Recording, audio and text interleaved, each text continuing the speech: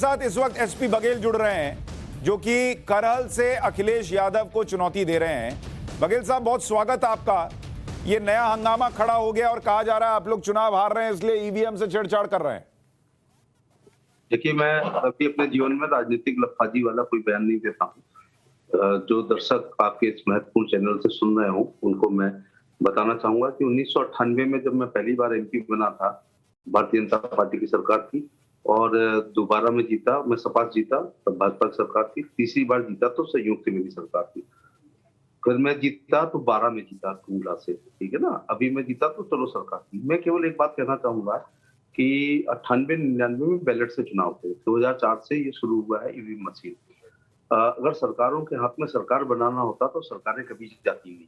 जो 47 में आई थी, 52 में आई थी, वही आज तक कंटिन्यू कर रही होती। सुशांत जी, दूसरी बात कहना चाहूंगा कि हम 3 चुनाव, बहुत मैं सीजन पॉलिटिशियन की तरह बात करना चाहूंगा कि 2007 में पूर्ण बहुमत की बहन कुमारी मायावती की सरकार बनी ईवीएम मशीन से। अगला चुनाव 2012 में पूर्ण बहुमत की श्री अखिलेश यादव की समाजवादी पार्टी की सरकार बनी ईवीएम से। तीसरी बार 2017 में पूर्ण बहुमत की भारतीय जनता पार्टी की सरकार बनी ईवीएम से। पिछले 3 विधानसभाओं के चुनाव 2007, 2012, 2017, अब 22 चल रहा है, ये तीनों ईवीएम से बनी है। और इसके बाद आप ना आपके सारे चैनल, आपके 10 के 10 सर्वे अगर भारतीय जनता पार्टी की पूर्ण बहुमत की सरकार नहीं बताते, तो ये जो समाजवादी पार्टी के लड़कों ने जो हल्ला किया है, ये आज होता ही नहीं। मैं इसकी और प्रक्रिया बता दूं कि हमको डीएम ने फोन करते हैं हर चुनाव में, आरोप फोन करता है कि आप अपना कोई एजेंट, इलेक्शन एजेंट अथवा कोई प्रतिनिधि भेजें जहां पर मशीनें रहती हैं। एक बार मेरे चुनाव के बाद 40 दिन बाद काउंटिंग हुई। क्या मैं 40 दिन 4 जिलों में, मेरी काउंटिंग 4 जिलों में होती थी पहले से लोग, क्या मैं 4 लड़कों को 4 जगह 40 दिन तक बैठा सकता था? मेरा डेमोक्रेसी में पूरा विश्वास है। मैंने आज तक अपना कोई भी प्रतिनिधि, जब मैं सपा से एमपी था, भाजपा की सरकार थी, मैं भाजपा का एमपी हूँ, सपा की सरकार थी, मैंने कभी भी किसी की भी सरकार हो, अपने प्रतिनिधियों को वहां सोने के लिए कभी नहीं भेजता हूँ, क्योंकि मुझे पता है कि एक डबल स्ट्रॉन्ग रूम में, डबल लॉक में ईवीएम मशीनें होती हैं। सीआर पैरामिलिट्री फोर्स का वहां पर पहरा होता है। दूसरा, जो मशीनें होती हैं उन पर इलेक्शन एजेंटों की, जितने प्रत्याशी होते हैं उनके दस्तखत होते हैं, उनको मशीन का नंबर बताया जाता है, और जिस दिन काउंटिंग होगी पहले मशीन लाई जाएगी, मैं जैसे इशारा कर रहा हूँ इस प्रकार से ईवीएम लाई जाएगी, फिर उनके दस्तखत मिलान होंगे, फिर इसके बाद सील तोड़ी जाएगी सपा बसपा भाजपा या जितने भी प्रत्याशी सबके सामने, तब जाकर के शुरुआत होगी काउंटिंग की। नंबर 2 बात मैं ये कहना चाहूंगा कि बूथ नंबर 1 मशीन होगी, मशीन का नंबर मिलान होगा, बूथ नंबर 2 उठा के लाया जाएगा, उसकी मशीन का मिलान होगा। कुल मिला के CRP, BSF, ITBP, paramilitary forces के उसमें रहती हैं, डबल स्ट्रॉन्ग रूम में रहती हैं। ये जो मशीनें हैं, मैं पहले से कह रहा था, डीएम के वर्जन से पहले मैं ये कह रहा हूँ कि एक मशीन वो होती है जो पोल्ड मशीनें होती हैं, ईवीएम होती हैं। एक वो होती है प्रशिक्षण दिलाना पड़ता है कि ये मशीन है, ऐसे सील खुलेगी, ऐसे आप करेंगे, ऐसे टोटल वोटों की संख्या आएगी, टोटल पोल्ड की संख्या आएगी, फिर किसको कितना मिला ये आएगा, ऐसे सिखाया जाता है। और एक मशीनें वो और होती हैं, चुनाव के दिन जैसे हम लोग शिकायत करते हैं हकीकत में कि मशीन हमारी हैंग हो गई है, फटाक से सेक्टर मजिस्ट्रेट या जोनल मजिस्ट्रेट एक मशीन को और लाता है। ये एक्स्ट्रा मशीनें होती हैं, एक्स्ट्रा मशीनें हमेशा होती हैं। और जिस दिन ये पोल्ड ईवीएम जमा की जाती है, एक्स्ट्रा मशीनें भी जमा की जाती हैं। अगर उनमें एक्स्ट्रा मशीन पकड़ेगा तो भी कहेगा कि साहब वो ईवीएम मशीनों में घोटाला हो रहा है। ये वाली जो मशीनें थी, ये प्रशिक्षण वाली थी। परसों काउंटिंग है, कल प्रशिक्षण होगा, मशीन के द्वारा ही प्रशिक्षण होता है। इनके नंबर उनसे लगे।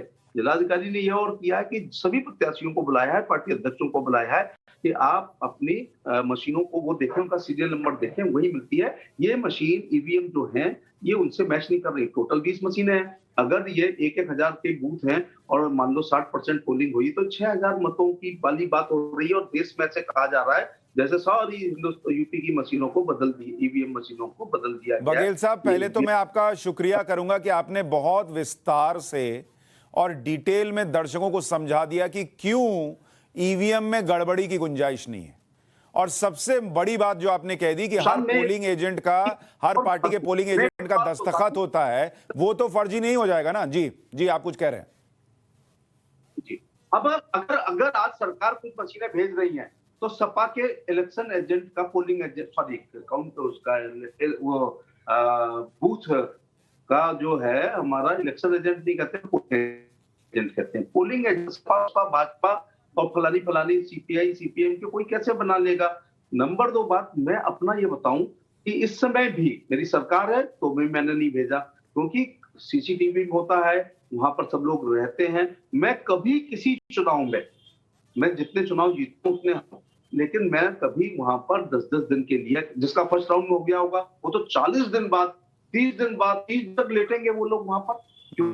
मेरा डेमोक्रेसी में पूरा विश्वास है, चुनाव आयोग में पूरा विश्वास है। मेरी सरकार नहीं थी तब भी मैं चुनाव जीता हूं, और मेरी सरकार थी तब भी। तो दोनों पोजीशन में मैं भी अपने प्रतिनिधियों को ईवीएम मशीन की निगरानी करने के लिए कभी नहीं भेजता हूं। बघेल साहब, मैं सिर्फ इतना कह रहा हूं, आप थोड़ा हमारे साथ बने रहिए। मैं एक और तस्वीर दिखाना चाहता हूं दर्शकों को कि ईवीएम के नाम पर किस तरह से स्टंट चल रहा है। मेरठ की हस्तिनापुर सीट से समाजवादी पार्टी और आरएलडी गठबंधन के उम्मीदवार हैं योगेश वर्मा।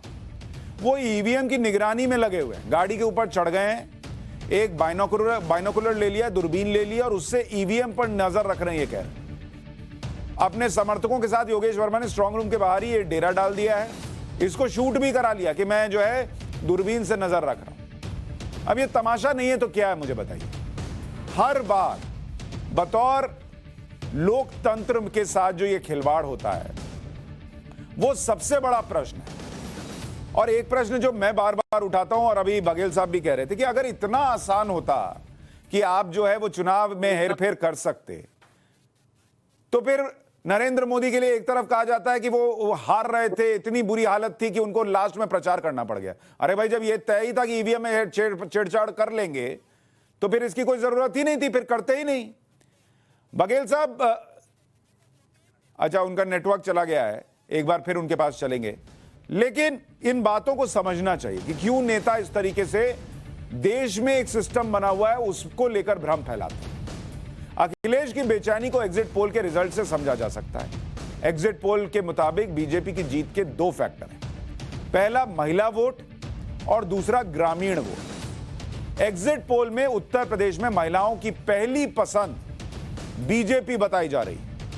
बीजेपी 40.4% महिलाओं ने एग्जिट पोल कह रहा है कि बीजेपी के लिए वोट किया हो, यह निकल कर आता है। और समाजवादी पार्टी के लिए यह आंकड़ा 31.2% का है। तो करीब करीब 9% से ज्यादा वोट शेयर का फर्क है कि महिलाओं ने बीजेपी के लिए बंपर वोटिंग की है, जो बार बार कहा जा रहा था।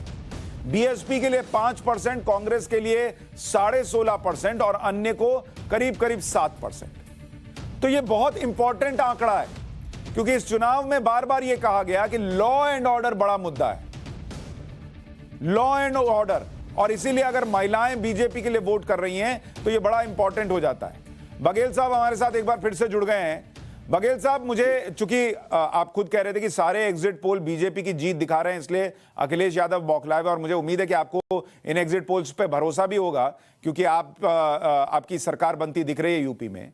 लेकिन यही सारे एग्जिट पोल कह रहे हैं करहल में अखिलेश यादव जीत रहे हैं और आप हार रहे हैं, उस पर भी भरोसा है आपको?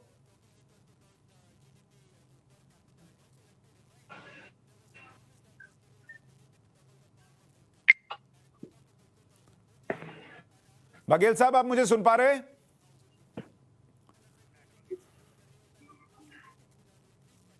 बघेल सर, आपको आवाज आ रही है? मैं बीच में आपकी बहुत चीजें सुन नहीं पाया हूं।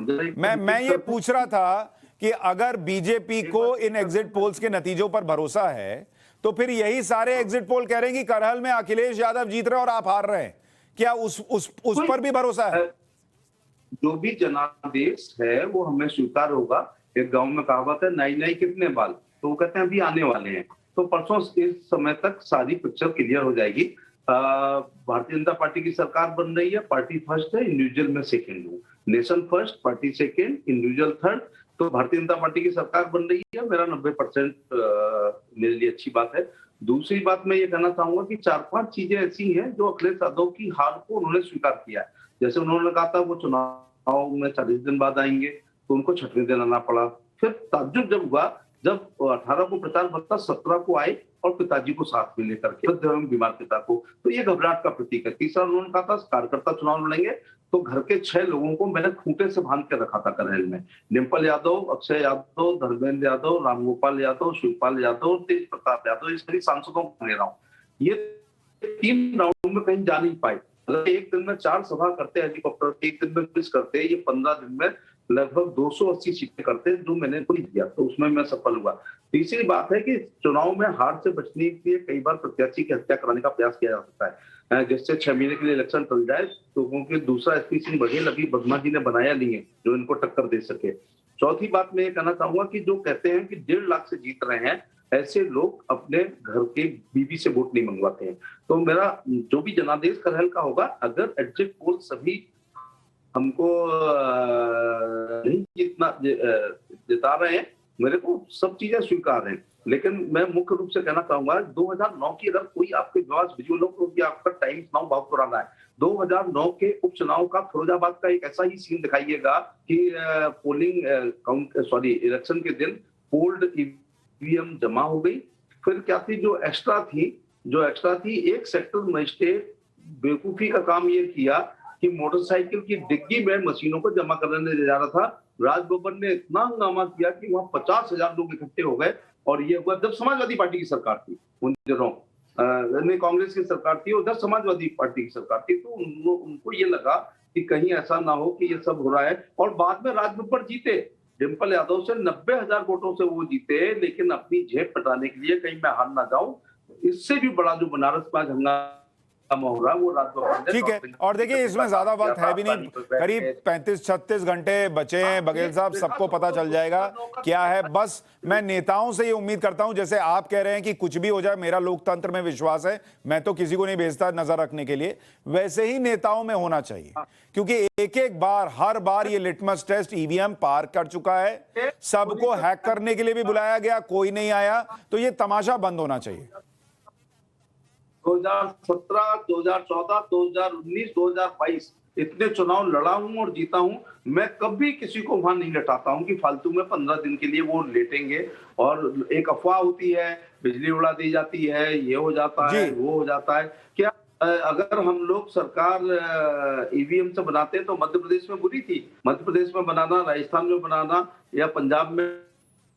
सही बात है, सही बात है। बघेल साहब बहुत बहुत शुक्रिया। आपके नेटवर्क में इशू आ रहा है, थोड़ी और लंबी चर्चा करता अगर नेटवर्क अच्छा होता, लेकिन आपको बहुत शुभकामनाएं।